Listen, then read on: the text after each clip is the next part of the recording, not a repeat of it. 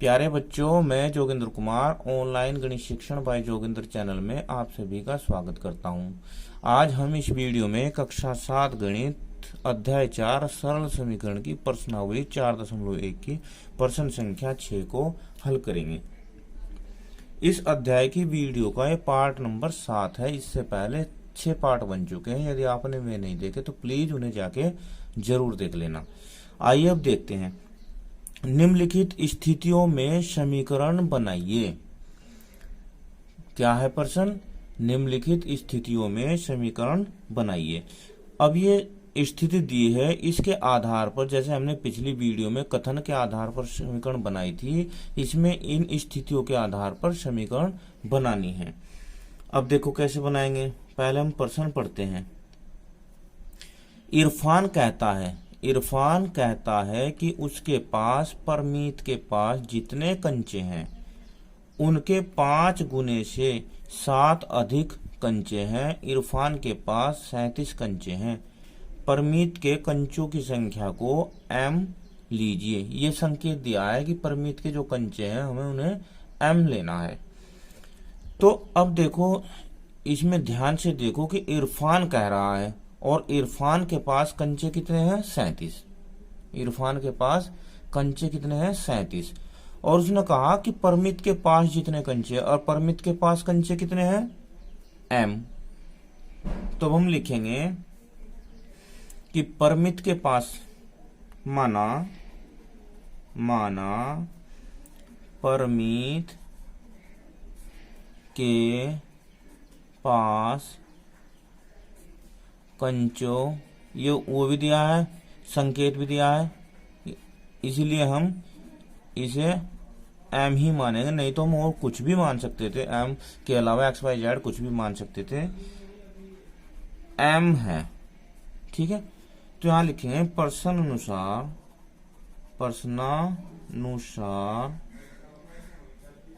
क्या है? प्रश्न में क्या कहा? परमित के कंचों का 5 गुना, देखो कंचों का 5 गुना, समझ रहे आप? यहां पर दिया 5 गुने से, 5 गुने से कितने हैं? 7 अधिक बराबर इरफान। अब यहां देखो आप, इरफान के पास कंचे, क्या समझे?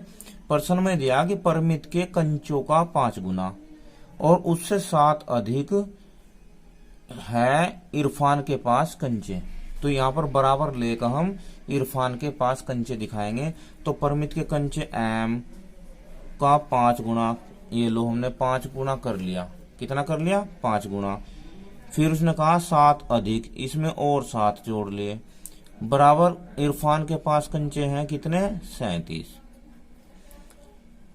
तो 5 की और m की गुणा होगी 5m + 7 बराबर 37। ये समीकरण बनकर तैयार हो गई और ये इसका आंसर हो गया। ठीक है, ये था इसका फर्स्ट पार्ट। क्या था? फर्स्ट। अब इसके बाद इसका सेकंड को देखते हैं। सेकंड में क्या कहा है? हल।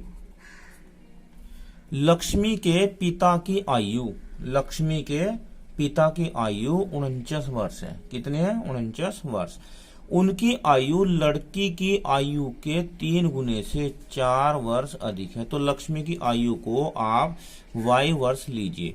तो हम y मानेंगे। माना लक्ष्मी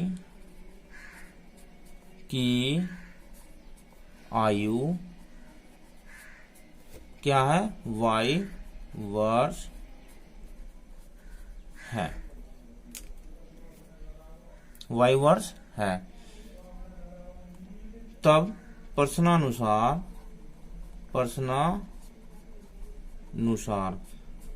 के अनुसार क्या कहा उसने? लड़की, यानी कि लड़की लड़की की आयु, लड़की की आयु के 3 गुने, आयु के 3 गुने से 4 वर्ष अधिक, 4 वर्ष अधिक बराबर किसके है? लक्ष्मी, जो लड़की है लक्ष्मी के पिता की आयु। ये प्रश्न कह रहा है कि लक्ष्मी के पिता की जो आयु है वो बराबर है लड़की की आयु के 3 गुने से 4 वर्ष अधिक। अब लड़की की आयु हमने क्या मानी है? y, तो y के 3 गुने, 3 गुना यानी 3 से गुणा कर ली, प्लस 4 अधिक 4 अधिक बराबर कितनी है? 49। तो इससे आगे क्या होगा? अब इनकी गुणा कर लेंगे, 3y प्लस 4 बराबर 49। ये समीकरण बनकर तैयार हो गई और यही इसका आंसर है। अब इसके बाद थर्ड को देखते हैं।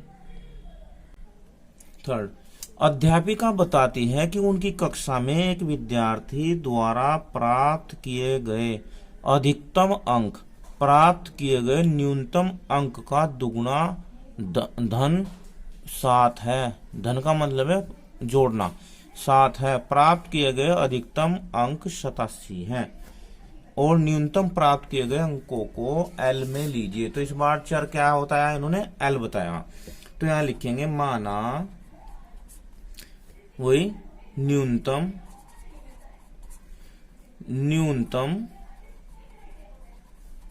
प्राप्त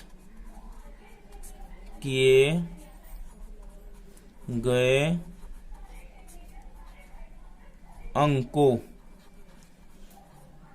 अंक की संख्या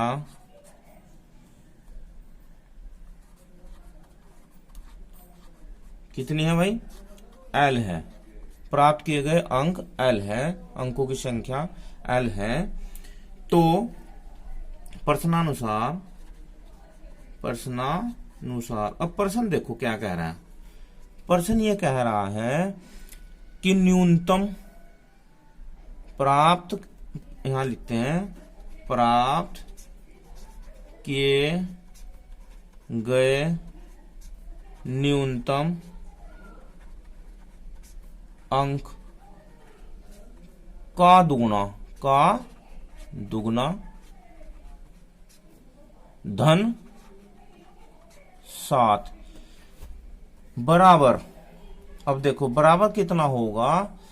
विद्यार्थी द्वारा प्राप्त किए गए अधिकतम अंक, विद्यार्थी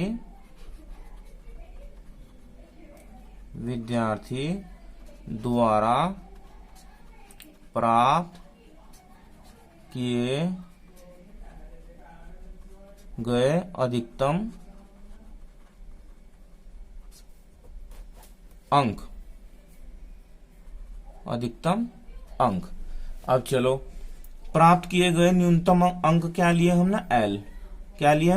L का दुगुना धन कितना किया? 7 और टोटल अंक है कितने? अधिकतम अंक कितने? 87। कितने? 87।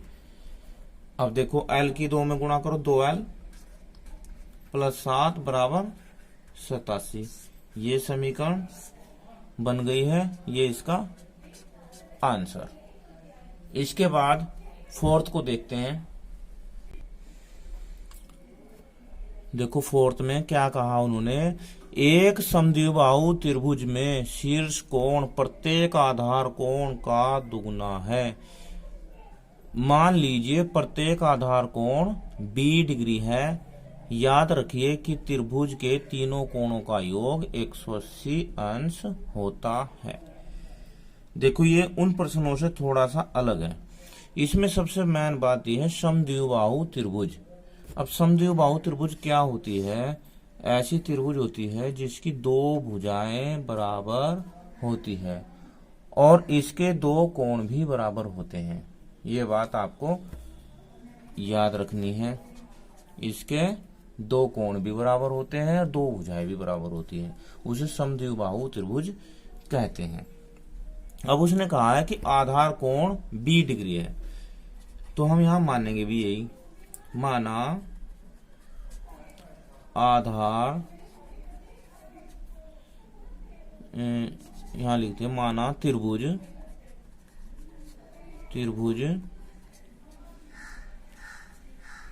का आधार कोण 20 डिग्री है।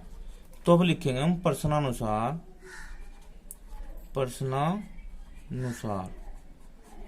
प्रश्न के अनुसार क्या कहा, देखो एक तो ये कहा है कि त्रिभुज के तीनों कोणों का योग 180 अंश होता है। क्या होता है? त्रिभुज के तीनों कोणों का योग 80 अंश होता है। तो हमने आधार कोण माना है B, ठीक है, और शीर्ष कोण आधार कोण का दुगना है। तो शीर्ष कोण यहां लिखेंगे प्रश्न अनुसार, शीर्ष कोण बराबर आधार कोण का दुगना, ये तो दिया ना, दुगना, यानी कि शीर्ष कोण हो जाएगा 2B, क्या हो जाएगा 2B। अब इसमें ये भी दिया त्रिभुज के तीनों कोणों का योग, चूंकि यहां लिखेंगे चूंकि त्रिभुज के तीनों कोणों का योग बराबर 180 अंश होता है। अब तीनों कोण कौन कौन से हो गए? देखो आधार कोण, एक और आधार कोण, क्योंकि दो आधार कोण होंगे, ठीक है। एक होगा शीर्ष कोण B बराबर 180 अंश। अब आगे चलते हैं, B 2B हो गए, यानी कि 4B हो गए, 4B बराबर 180 अंश। और B बराबर कितना होगा बताओ? 4 से भाग देंगे, 4 चौक 16, 45 होगा। कितना होगा? भाग देना ऐसा, ये होगा 45। क्या होगा? 45। वैसे तो ये हमारी समीकरण यहीं पर भी बन गई, ये भी समीकरण है। और अगर ये तो आगे इसके सॉल्यूशन है, इसे रहने दो, भाई यहीं पर इसका आंसर लिख देते हैं, यहीं पर इसका आंसर लिख देते हैं, ठीक है। तो इस प्रकार आज हमने इस वीडियो में प्रश्नावली 4.1 के प्रश्न संख्या 6 के चारों पार्ट को हल किया। आशा करता हूँ वीडियो आपको अच्छी लगी होगी, ये प्रश्न समझ में आ गया होगा। अगर वीडियो अच्छी लगी तो लाइक करना, शेयर करना, कमेंट करना। Thank you, have a nice day.